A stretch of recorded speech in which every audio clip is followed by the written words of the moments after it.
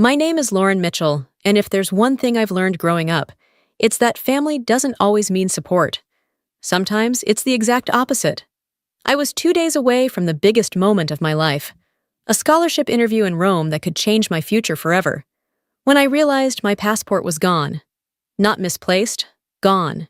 And deep down, I knew exactly who had taken it. Sophie, my younger sister, the golden child of our family, had been sabotaging me for as long as I could remember. Whether it was my science fair project mysteriously catching fire, or my prom dress somehow ending up ruined the night before the dance, Sophie's accidents always seemed to strike right when I was about to achieve something important. And every single time my parents brushed it off as me being too sensitive, too dramatic, too much. But this time was different. This wasn't just about a dress or a trophy. This was my future.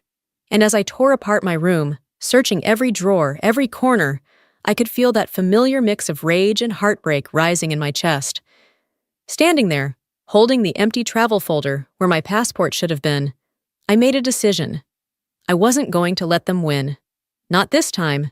They thought they had me backed into a corner, but what they didn't know was that I had a backup plan, and I was ready to use it.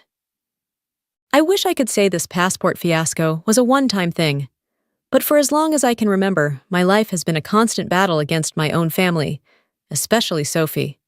Growing up, Sophie was the shining star, blonde, bubbly, always flashing that perfect smile. She could do no wrong in my parents' eyes. Me? I was the difficult one, the one who read too much, questioned everything, and dared to have dreams bigger than our small town. My successes were either ignored or somehow turned into Sophie's accomplishments. Every single time. When my science fair project won first place in 8th grade, Sophie cried because she didn't win anything for her baking contest. Guess who ended up on the front page of the local paper? Sophie, smiling with her consolation cupcake, while my trophy sat in the background like a prop. Then there was prom. I'd saved for months to buy the perfect emerald green dress. The night before, I found it bleached and ruined in the laundry room. My parents told me accidents happen, and Sophie insisted she was just trying to help clean. I went to prom in a borrowed dress 2 sizes too big, while Sophie played the victim and somehow still got all the attention. You'd think after all these years I'd be used to it. But nothing could prepare me for the cruelty of stealing my passport, right when I was finally about to break free. The worst part? My parents didn't even try to hide their bias. When I confronted my mom about the missing passport, she barely looked up from her Bible study. "Honey, you're probably just stressed," she said, that familiar edge of condescension lacing her voice. "You always get so flustered before big events. Why don't you pray about it?" Pray about it, as if a little faith would magically make my passport reappear from wherever Sophie had hidden it. I wasn't stupid. I knew Sophie had taken it, and I knew my parents were more than happy to look the other way. Deep down, I think they were relieved. The idea of me leaving, of me succeeding, terrified them more than anything. It would shatter their perfect little world where Sophie was the golden child and I was the constant disappointment. That night, Dad called a family meeting in the living room. It was always the same setup. Mom clutching her cross necklace, Sophie sitting there with fake tears brimming in her eyes, and me, alone, standing, trying to defend myself against a jury that had already decided my guilt. "Lauren, maybe this scholarship isn't meant to be," Dad said, his tone patronizing. "You're young. There will be other opportunities." I looked at Sophie, who was dabbing her eyes with a tissue, and my blood boiled. "Other opportunities?" I snapped. "Do you hear yourself?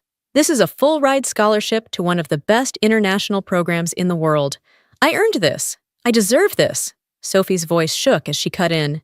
"You're making this all about you. Again.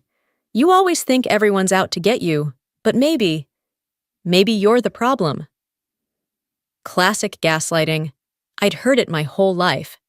And in that moment, something inside me hardened. I realized no amount of begging or reasoning would ever change their minds. They didn't want me to succeed, because my success exposed everything they were lacking. I nodded slowly, swallowing my pride. "You're right," I said quietly. Maybe I am the problem. Dad looked relieved. That's my girl. I knew you'd come around. But what they didn't know, what none of them knew, was that I had stopped waiting for their approval a long time ago. And I had no intention of letting them stop me now. The moment I stepped back into my room after that so-called family meeting, I let my mask drop. My hands were no longer shaking. My heart had stopped racing.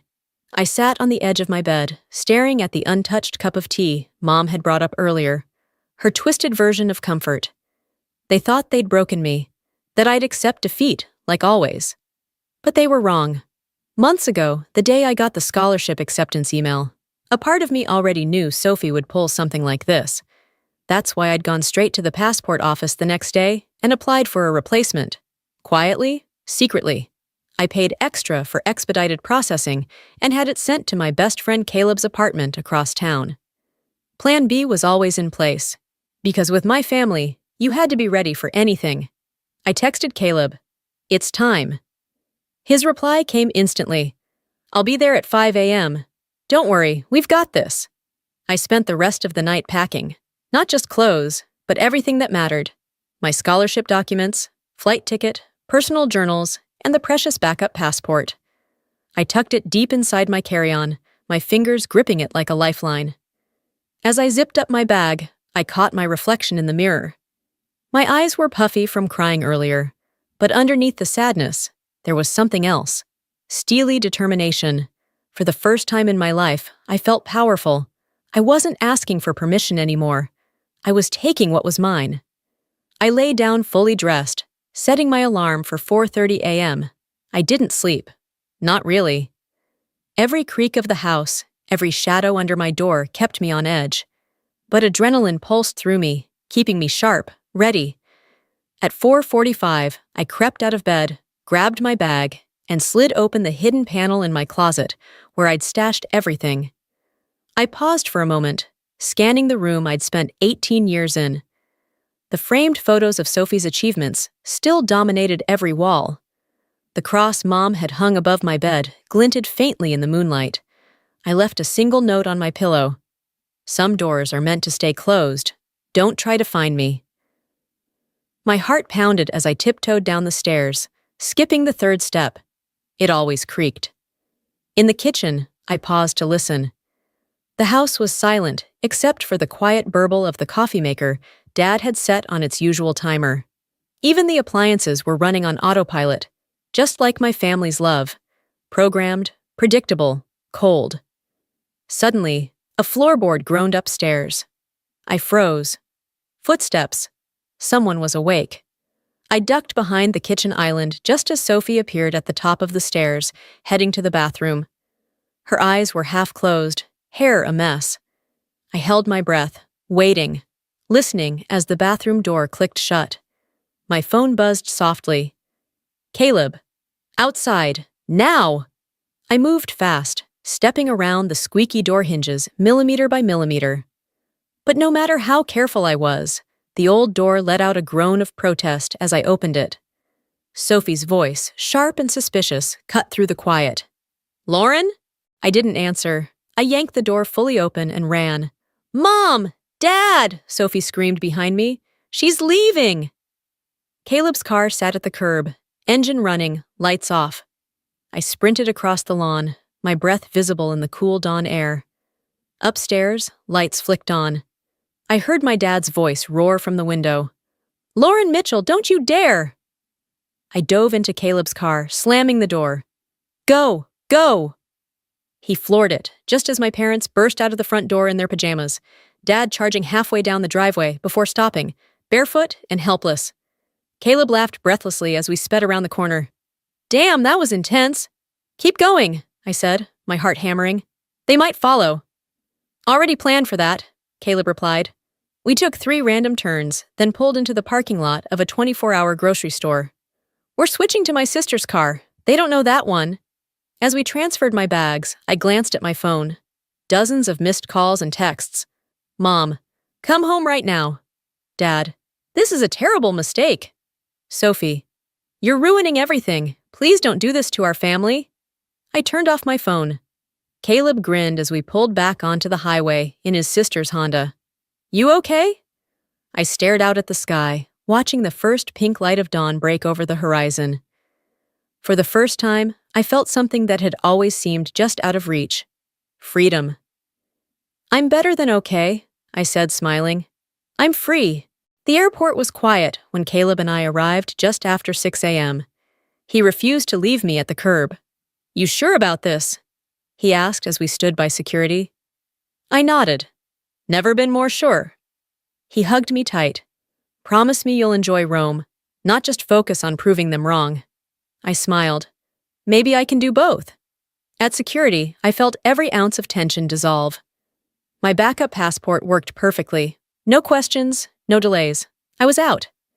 Waiting at my gate, I scrolled through Sophie's latest post, a sad selfie captioned, "Praying for my sister's peace." The comments praised her devotion, as usual. I rolled my eyes and posted my own photo, my boarding pass, caption, "Choosing peace and freedom." When my plane was called, I didn't look back. I stepped into my new life with no regrets. Rome was a whirlwind of beauty and challenge. My scholarship program was set in a historic monastery, its ivy-covered walls echoing with debates and new ideas. For once, I felt like I belonged. At first, I held back, still haunted by old insecurities. But Elena, my mentor, wasn't having it. You're here because you deserve it, Lauren, she told me. Stop shrinking. Her words stuck with me. A week later, I gave my first big presentation on digital activism. My voice didn't shake. My hands were steady. And when I finished, the room erupted in applause. Yea, even the UN ambassador approached me, eyes shining. Brilliant work. News of my success traveled fast. Friends back home messaged me. Local papers ran stories. Sophie, of course, posted, "Proud of my sister, even if she forgets where she came from." I didn't reply. I didn't need to. I was too busy living my truth. Elena handed me a letter one morning, eyes bright. You've been invited to speak at the Global Youth Summit. This is huge. I smiled, heart soaring. Good, let them watch. Standing backstage at the Global Youth Summit, I took a deep breath, clutching my speech. The roar of the crowd filtered through the curtain. Diplomats, scholars, students from every corner of the world. My heart pounded, but this time, it wasn't fear. It was power. Elena appeared at my side, adjusting my blazer. Your family's probably watching. I smiled. Let them. When my name was called, I stepped into the spotlight. This was the moment I'd worked for.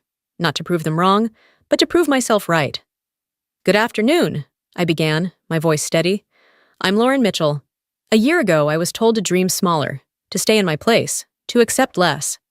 But standing here today, I know one thing for certain. Your worth is never defined by those who fear your potential. I glanced at the crowd, seeing nods, eyes shining with understanding. I grew up in a home where love came with conditions, where success was seen as a threat. My sister's sabotage, my parents' dismissal, they weren't just roadblocks. They were mirrors reflecting their own fears. For a long time, I let those fears shape me. I believed their narrative, that I was too much, too ambitious, too difficult. I paused, letting the weight of those words sink in. But here's what I've learned. Real love doesn't clip your wings. It lifts you higher. And when love fails to do that, you have every right to soar anyway. The applause was soft at first, then grew, washing over me like a wave of validation. But I didn't smile for the cameras or the crowd. I smiled because, for the first time, I truly believed what I was saying. After the event, my phone buzzed with messages from people I'd never met. You gave me courage. I'm applying for that scholarship now. Thank you for telling your story. And inevitably, there were messages from home. My mom's text was the same old line. We hope you find what you're looking for. My dad chimed in. This isn't very Christian of you. Sophie's message was shorter. You've ruined everything. I stared at the screen for a long moment, then powered off my phone. I wasn't angry. I wasn't even sad. I just didn't care anymore. Their voices, once so deafening, had become distant echoes, fading into the background of a life I'd finally reclaimed. That night, as I stood on a balcony overlooking the city's glittering lights, Elena joined me with 2 glasses of wine. To freedom, she toasted. I raised my glass. To choosing yourself, she smiled. What's next for you? I gazed out over the skyline, feeling a peace I'd never known. Whatever I want. For once, the story is mine to write. In that moment, I realized something profound. Revenge had never been the goal. Success had. Healing had. And the real victory wasn't watching my family's mask crumble. It was standing here, whole and unshaken, no longer needing their approval to feel worthy. Sometimes walking away is the bravest thing you can do. And sometimes the sweetest revenge is living well and never looking back. As the wind picked up, I whispered to myself, a promise for the girl I used to be. You are enough. You've always been enough. And with that, I turned, stepping fully into the life I'd fought so hard to claim.